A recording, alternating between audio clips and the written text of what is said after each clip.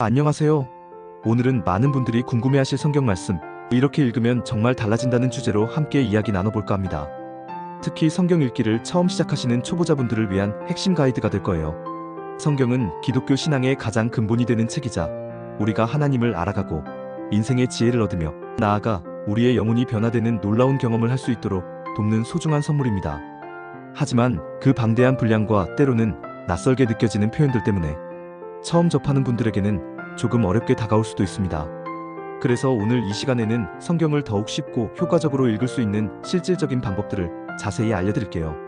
2025년 여러분의 성경 읽기 여정을 더욱 풍성하게 만들어줄 팁들을 지금부터 함께 살펴보시죠.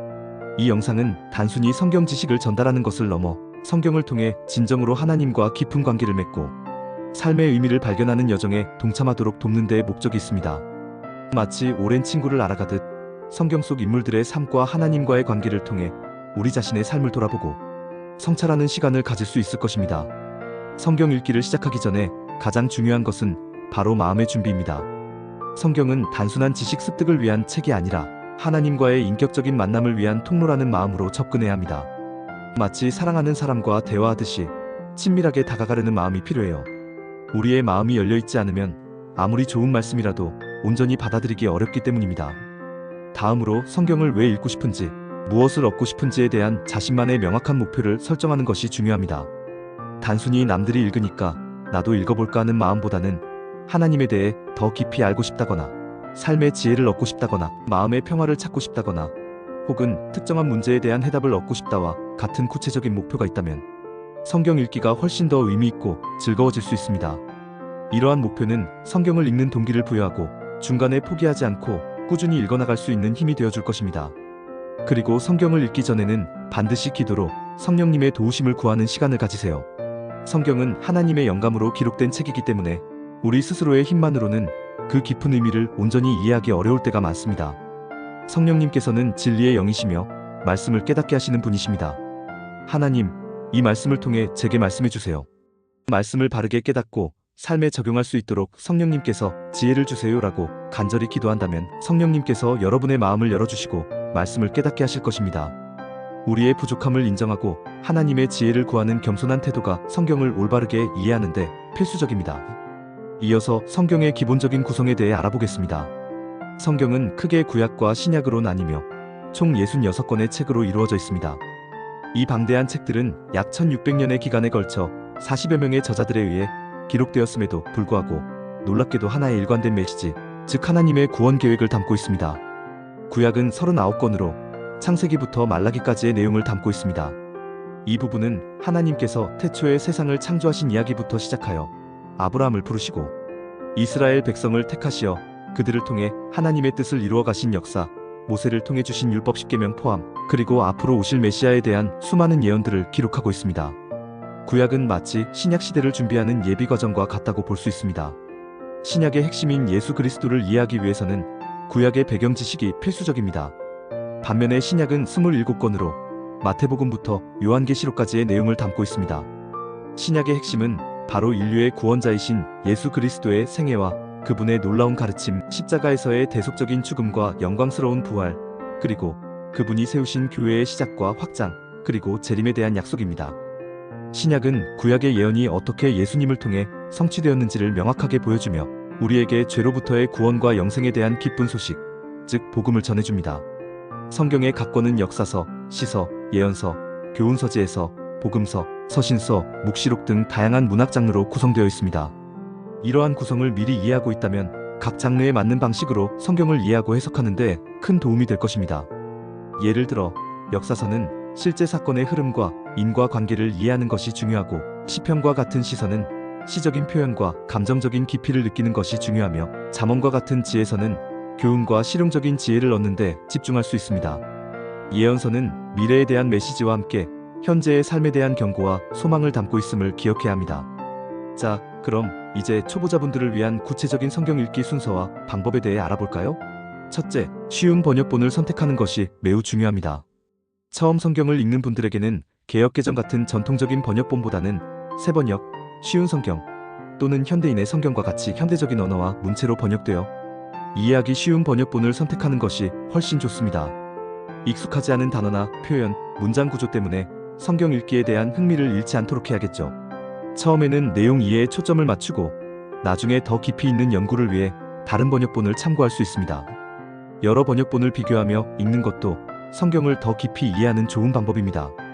둘째, 신약부터 시작하는 것을 강력히 추천합니다. 구약은 이스라엘의 복잡한 역사와 율법들, 그리고 상징적인 내용들로 인해 초보자에게는 다소 어렵고 지루하게 느껴질 수 있습니다. 반면에 신약은 예수님의 삶과 가르침, 그리고 구원의 메시지를 담고 있어 성경 전체의 핵심 메시지를 더 빠르고 쉽게 파악할 수 있습니다. 특히 마태복음, 마가복음, 누가복음, 요한복음인 복음서를 먼저 읽어 예수님의 생애와 그분의 놀라운 가르침, 기적, 그리고 그분의 사랑과 희생에 집중하는 것이 좋습니다. 이 복음서들은 우리가 믿는 예수님이 어떤 분이신지를 가장 생생하게 보여줍니다. 그 중에서도 마가복음은 짧고 간결한 문체로 기록되어 있어 초보자에게 가장 부담 없이 시작할 수 있는 좋은 선택입니다. 복음서를 통해 예수님을 만나고 나면 사도행전을 읽어 예수님의 부활, 승천 이후 초대교회가 어떻게 성령의 능력으로 시작되고 성장했으며 복음이 어떻게 예루살렘과 유대와 사마리아를 넘어 땅끝까지 전파되기 시작했는지를 알 수 있습니다.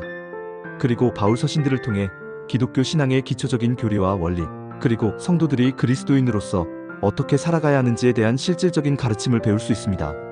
셋째, 매일 꾸준히 읽는 습관을 들이는 것이 중요합니다. 한꺼번에 많은 분량을 읽으려 하기보다는 매일 정해진 분량을 꾸준히 읽는 것이 성경 읽기 습관을 형성하는 데 훨씬 효과적입니다. 예를 들어 매일 1장씩 또는 5절씩이라도 좋으니 꾸준히 읽는 것을 목표로 삼으세요. 중요한 것은 양보다는 지속성입니다. 2025년 성경 통독표를 활용하여 계획적으로 읽는다면 더욱 체계적인 독서가 가능할 것입니다. 온라인에는 다양한 통독표와 읽기 계획이 있으니 자신에게 맞는 것을 찾아 활용해보세요. 넷째, 천천히 의미를 새기며 읽으세요. 빨리 읽는 것보다 한 구절 한 구절의 의미를 깊이 생각하고 깨닫는 것이 훨씬 더 중요합니다. 묵상하는 시간을 가지는 것이죠. 묵상 메디테이션이란 단순히 글자를 읽는 것을 넘어 읽은 내용을 마음속에 담고 되새기며 그것이 나 자신의 삶과 어떤 연관이 있는지를 깊이 고민해보는 것입니다. 읽은 내용을 통해 하나님께서 나 자신에게 무엇을 말씀하시는지, 내 삶에 어떻게 적용할 수 있을지를 진지하게 고민해보세요. 묵상 노트를 작성하여 깨달은 점, 떠오르는 질문, 마음에 와닿는 구절, 그리고 그 구절을 읽으면서 느꼈던 여러분의 감정 등을 자세히 기록해두면 나중에 다시 읽었을 때 큰 도움이 됩니다. 마음에 와닿는 구절을 말씀 카드로 만들어 잘 보이는 곳에 붙여두거나 휴대하며 수시로 묵상하는 것도 좋은 방법입니다. 또한 읽은 말씀을 소리내어 읽어보는 것도 집중력을 높이고 말씀을 더 깊이 새기는 데 효과적입니다. 다섯째, 성경 읽기 모임을 활용해보세요. 혼자 읽는 것이 어렵거나 동기부여가 필요하다면 스터디 그룹이나 교회 소그룹 혹은 온라인 SNS 성경 읽기 모임에 참여하여 함께 읽고 토론하는 시간을 가지는 것이 큰 동기부여가 됩니다. 다른 사람들의 관점과 깨달음을 나누면서 더 깊이 있는 이해를 얻을 수도 있으며 서로에게 격려와 도전을 주면서 꾸준히 성경을 읽어나갈 수 있습니다. 함께 말씀을 나누며 궁금한 점을 질문하고 서로의 생각을 공유하는 과정 속에서 말씀의 풍성함을 더 깊이 경험할 수 있습니다. 여섯째, 다양한 자료들을 적극적으로 활용하세요. 성경 주석은 성경의 역사적, 문화적 배경, 원어의 의미, 그리고 각 구절의 다양한 해석 등을 이해하는 데 큰 도움을 줍니다. 복잡하게 느껴지는 구절이나 이해하기 어려운 맥락을 해설해주는 좋은 도구가 될 수 있습니다.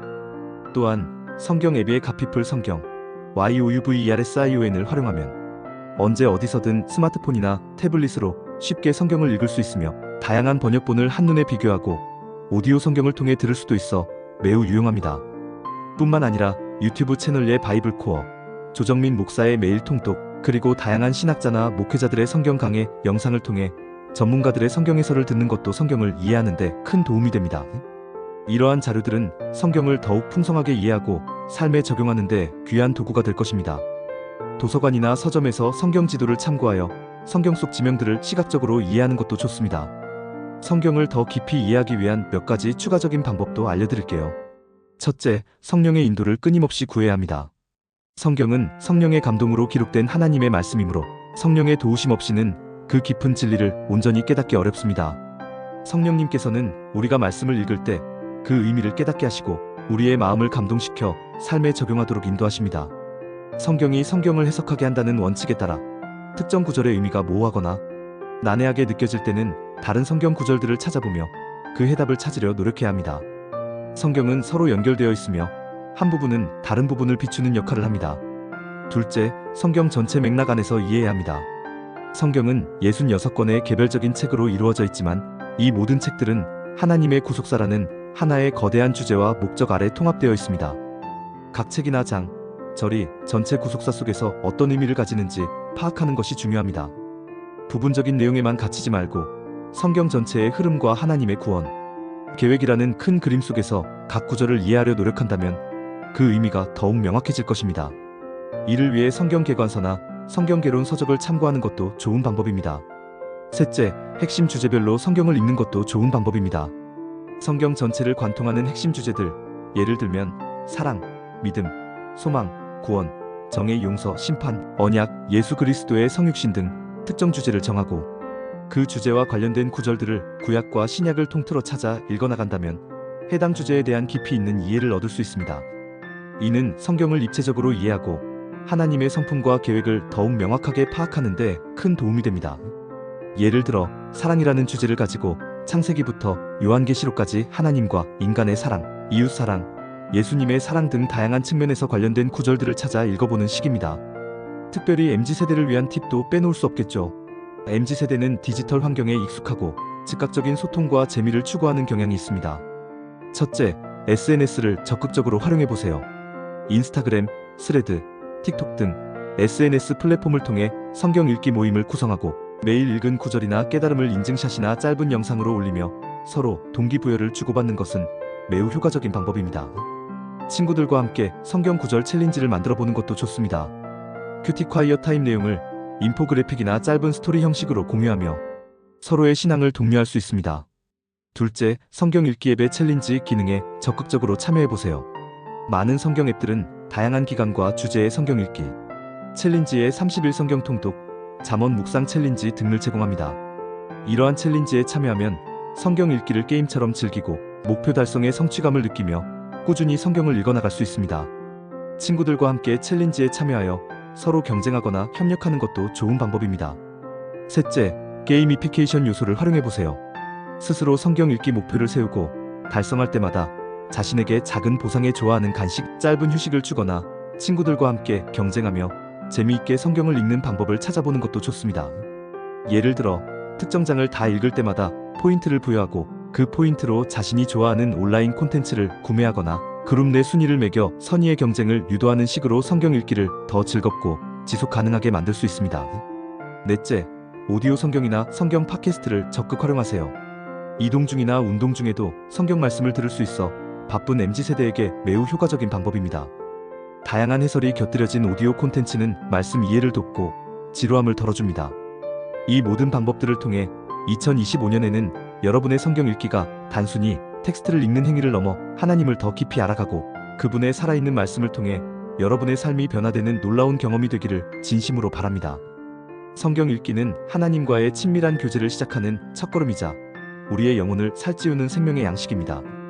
비록 처음에는 어렵고 낯설게 느껴질 수 있지만 오늘 알려드린 가이드들을 참고하여 꾸준히 노력하신다면 분명 그 안에 담긴 놀라운 은혜와 진리를 발견하게 될 것입니다. 포기하지 마시고 매일매일 하나님의 말씀을 가까이 하세요.